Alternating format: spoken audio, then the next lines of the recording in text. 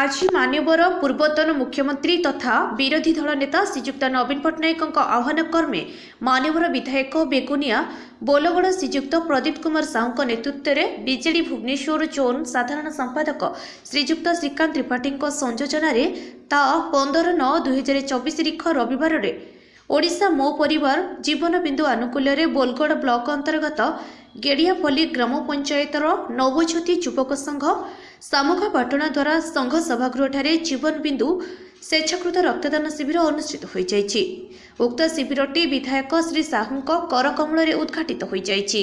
उपस्थित थिले बोलगड़ ब्लॉक उपाध्यक्ष रमेश चंद्र साहू, जिला परिषद सभ्य प्रदीप्त किशोर छोटराय, सरपंच प्रतिनिधि प्रफुल्ल त्रिपाठी, समिति सभ्य रंजन कुमार पंडा, राज्य युव बीजेडी साधारण संपादक अव्यक्त हरिहर खड़ांगा, राज्य संपादक शुभकांत महापात्र, छात्र बीजेडी साधारण संपादक सत्यप्रकाश साहू, शिक्षक शिशिर महापात्र, सांबादिक मिहिर महापात्र प्रमुख युवक संघर समस्त कर्मकर्ता सभ्य और युवगोष्ठी उद्यम और खोर्धा ब्लड बैंक द्वारा 51 यूनिट रक्त संग्रहित होइछि। विधायक श्री साहू कहते जीवन बिंदु कार्यक्रमर यह आरंभ मात्र।